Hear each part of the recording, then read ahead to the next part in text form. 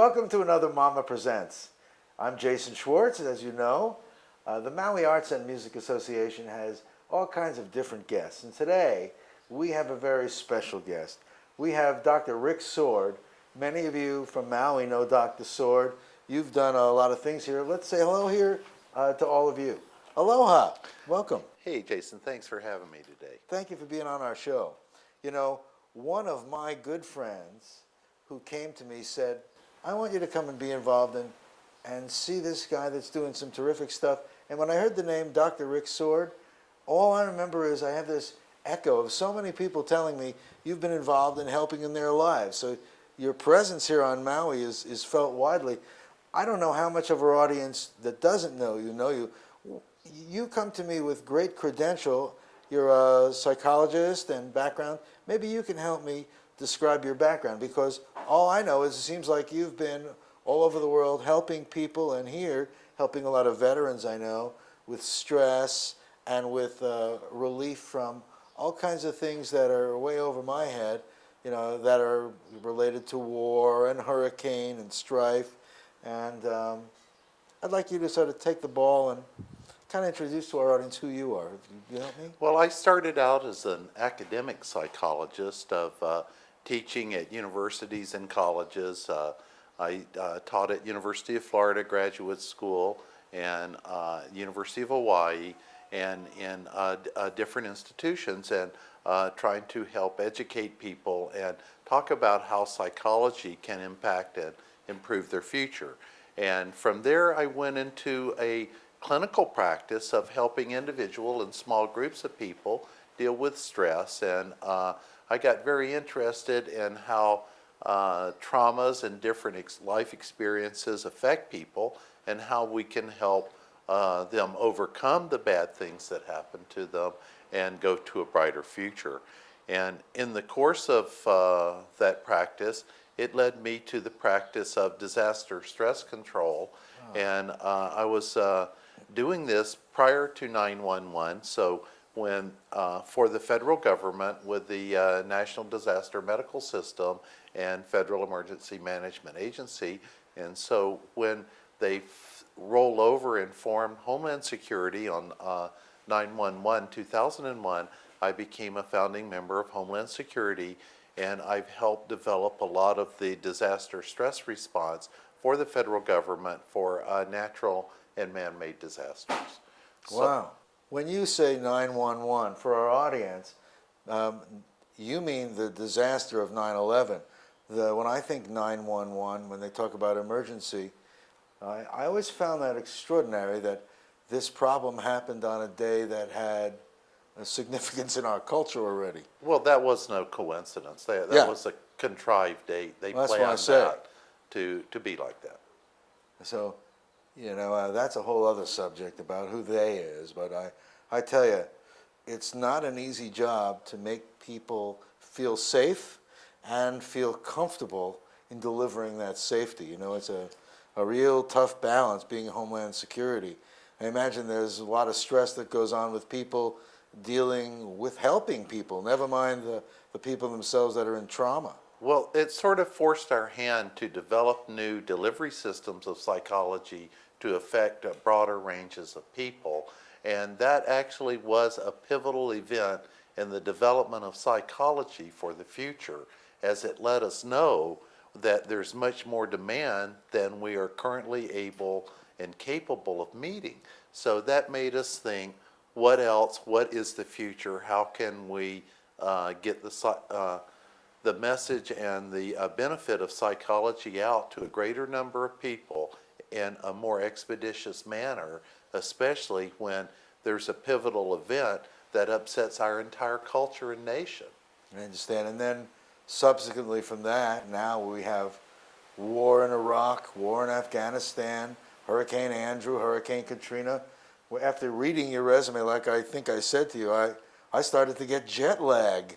You've been traveling around really on the front lines of helping people. I want to thank you personally for doing that. I really appreciate, and I imagine from what you've learned in that and having to go out there, I don't know how many of you have yet seen this. I know that the military has shared with me, and people that are this is a DVD, I guess it is. Right.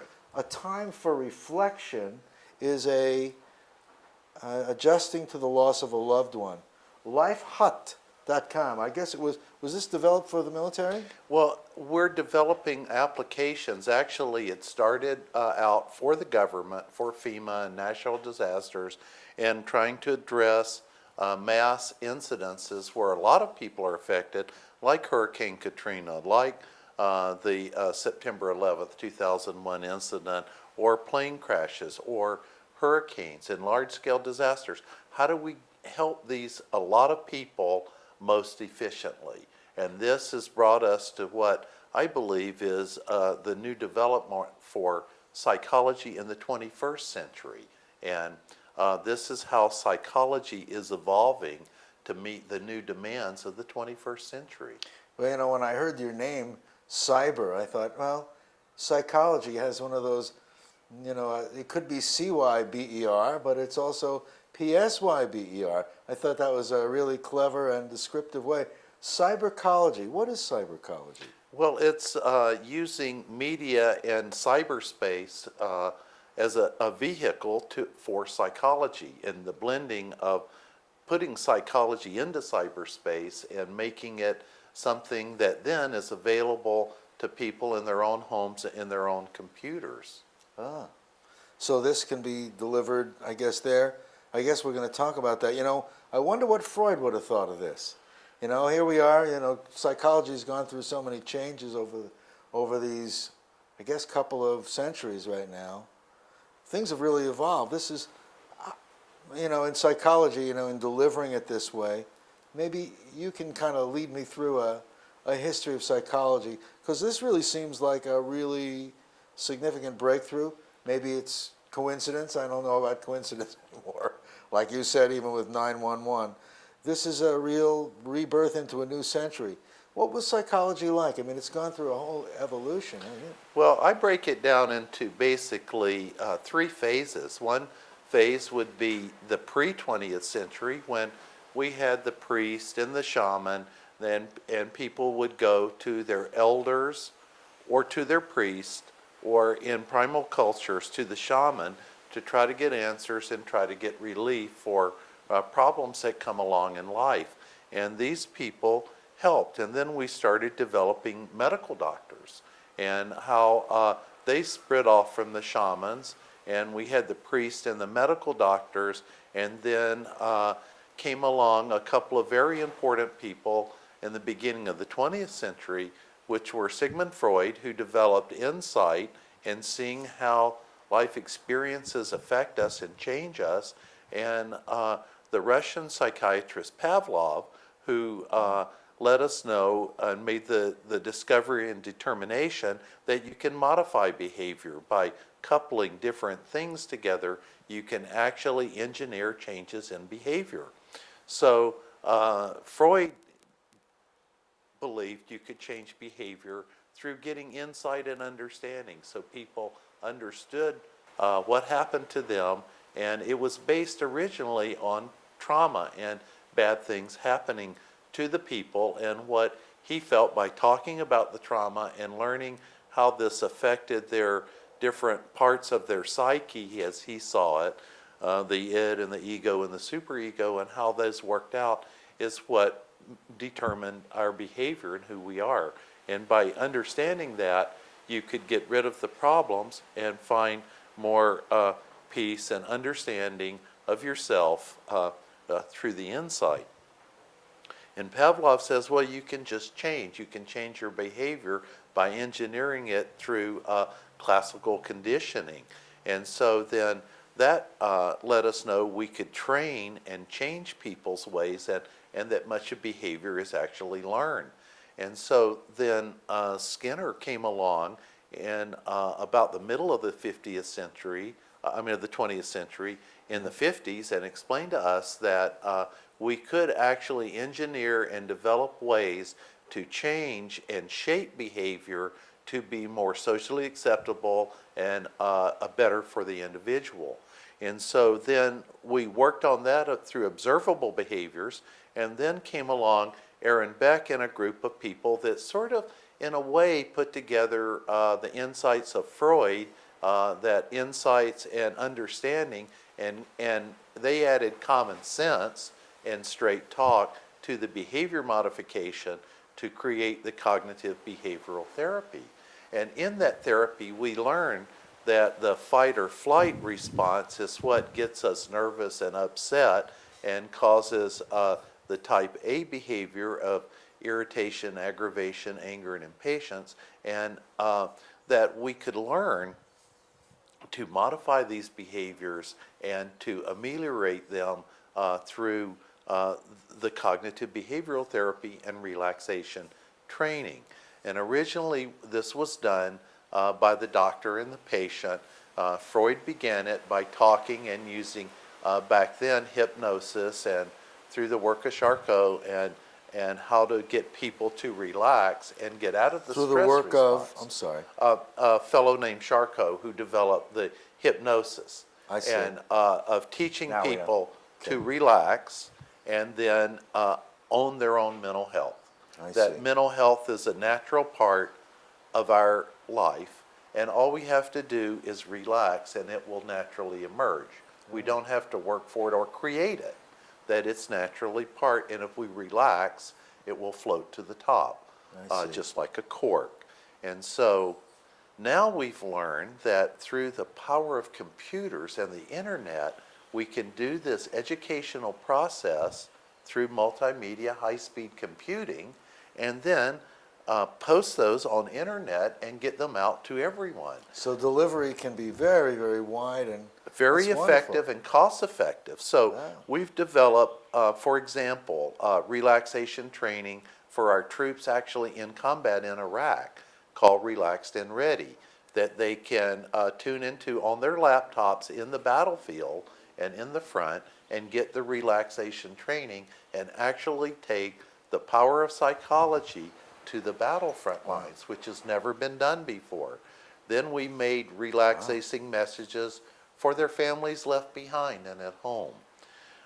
We also made messages for the surviving families of the 911 incident that was used in the Family Assistance Center at the World Trade Center to help the families deal with the loss of the loved one, which then helped us lead to develop a specialized DVD experience specifically for the loss of a loved one. which is what this is. Yeah, whether Time it's for reflection. through a terroristic act or a natural death. I see. The passing on and adjusting to these big life events.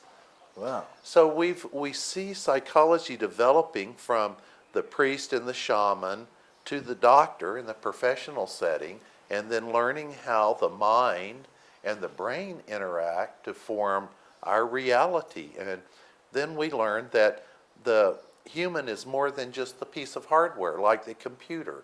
It's the programming that make the computer able to do what it does to function properly. Right. And we found that it's the mind that allows the body to function properly and to do that. Do you find that your obviously you've had lots of people commenting about this even early on now.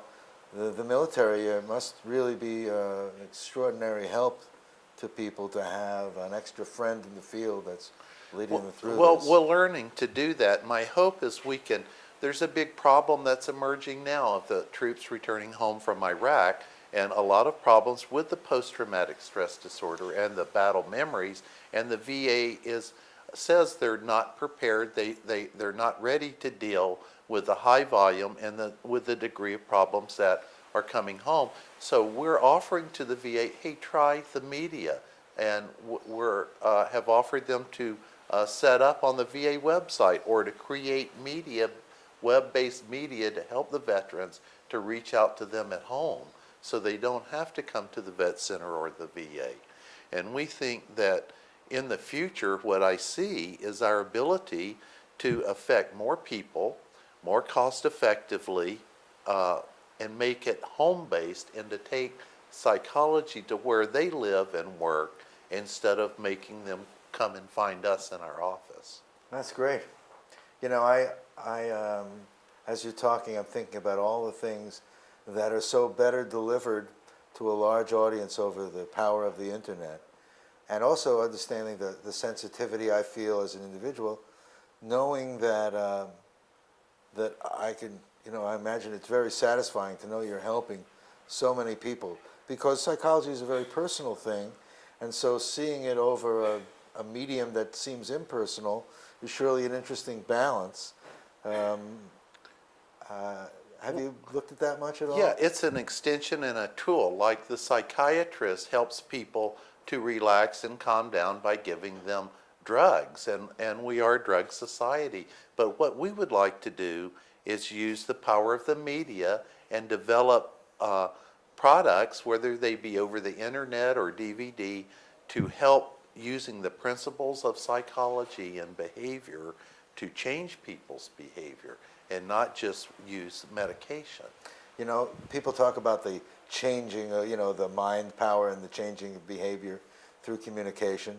The first time I met you personally, we were at the Mental Health Association. I was videotaping. Someone asked me to take you videotaping, showing them something I thought was extraordinary, that the power of using media in a positive way, an anti-smoking campaign.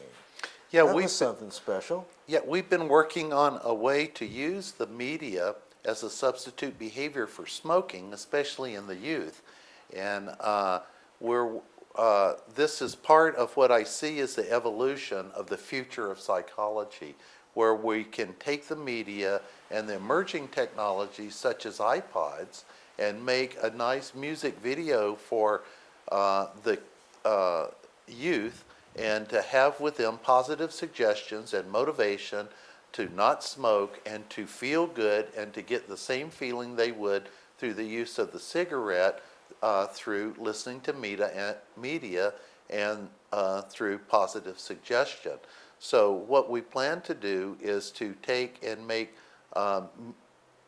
media presentations that could play on an iPod that would take about the same length of time as to smoke a cigarette. And when the youth get the urge to smoke a cigarette, instead they go out and listen to their iPod and watch their video and get the suggestions and recreate the feeling through breathing air instead of the harmful smoke.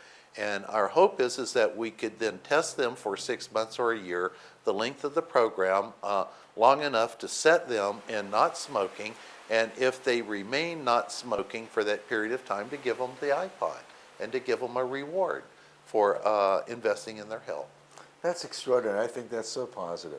Yeah, I think there's all kinds of ways like this. We have such amazing technology and availability, and the kids think it's cool. So we have to do what they think is cool, not what we think is cool, and we have to approach them where they live and give them a good reason not to do the unhealthy behavior by offering them something healthy that's much more valuable. That's fantastic. We'd like to use this in stop drug programs and anti-drug programs. I've been talking with some musicians about developing an anti-ice and anti-drug programs through the use of media, and give them, again, an alternate substitute behavior that gives them something else to do instead of using drugs. Yeah, I remember when what do they say? I threatened to be a psychologist years ago in college. And I remember that social behavior was always a matter of having an alternative choice. I hope that message is loud and clear, all of you out there. They're sitting around, chess club's fun, and reading books, and, I think it's a terrific thing. I'm having a great time being here. I'm learning a lot. I'd like to know what you feel is the direction of where we're all going. What can we now do with this to take it another step? How can we, as a Maui public, serve you? Is there anything that we can do to help? Well, the whole thing is just tuning in and trying to see what kind of alternatives we could have to negative and self-destructive behaviors, and how we can modify those behaviors to healthy, life-affirming behaviors that create more positive mindsets within people, especially our youth, and to help people overcome traumatic events. Because once you learn to overcome the bad things, then they can make you stronger. and develop your self-esteem and self-concept and what you can add. And what we're finding now is I believe that in the future, in evolution of psychology, that DNA will become increasingly important. Thinking futuristically, I see that we'll be able to, for example, analyze your DNA and on the medical side, create designer drugs made specifically for your DNA to help balance the chemistry on that end. I see that our DNA also can be affected not only by medicine, but by words and by positive effect. And we found that, I believe that in a way we are our ancestors. We are the sum total of all of the DNA of all of our ancestors. And they live in us through the DNA. And we found there's actually a God gene, a spiritual DNA gene that helps people connect with the spirit. And I believe that words can affect your DNA, like through the type A behavior modification. We've learned that words and reprogramming your mind, you can increase your health and reduce your cardiac risk over 50%. And I believe that those risk factors are developed through the mindsets of if we're aggravated, irritated, angry, and impatient, we develop heart attack, stroke, car accidents, we get in a hurry, and it determines not only how we live, but how we die. And then we pass those personality traits along to our children. So that we are, through our DNA, have all the DNA of our ancestors, and we also hold all the DNA of our future generations. And by affecting our DNA through positive thinking and healthy thinking, and some researchers have even shown how the way you think affects water and its qualities. And since we're a large percent water, and basically we're DNA and water, in salt water put together, and if we can affect that mix in a positive way, we can have healthier and more productive lives.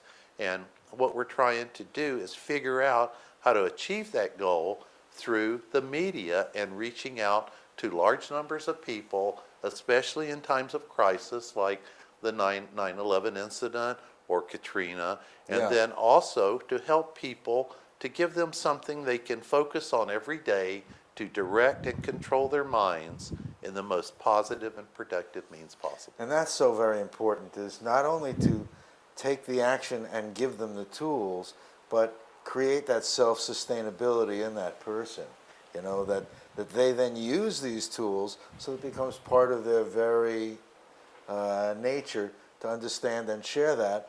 I'm sure that's a quality of life that is really very positive.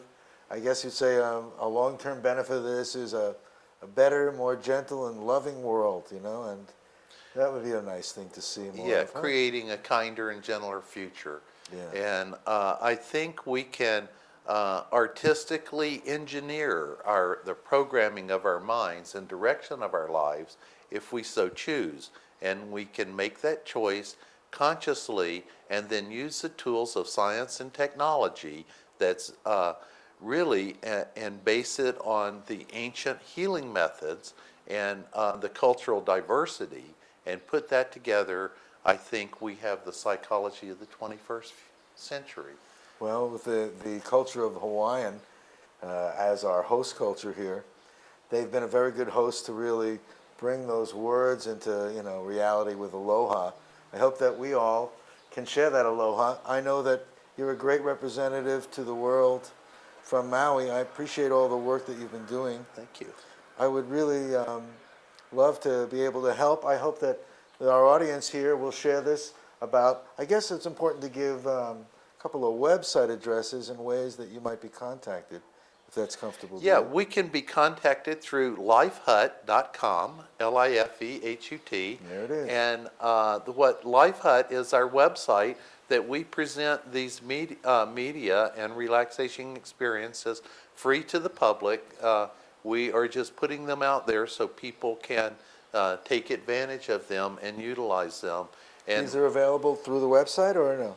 yes, and the DVDs are available, and someday we hope to have more comprehensive programs and everything based on the web to help people develop.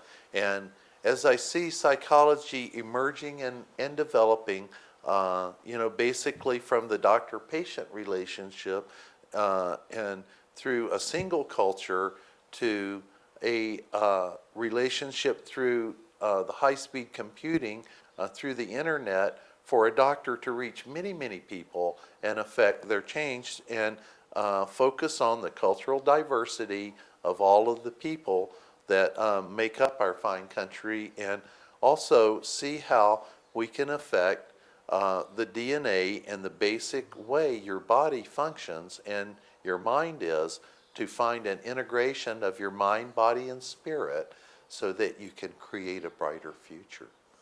Well, wasn't there a company at one point that said modern things through chemistry? Maybe it was DuPont. Progress is our most important product. Who was that, a GE? That was Somebody. Dow, I think, either Dow Chemical or one of those. We are now going to be in charge, take self-responsibility for our lives using technology to get us something so very personal.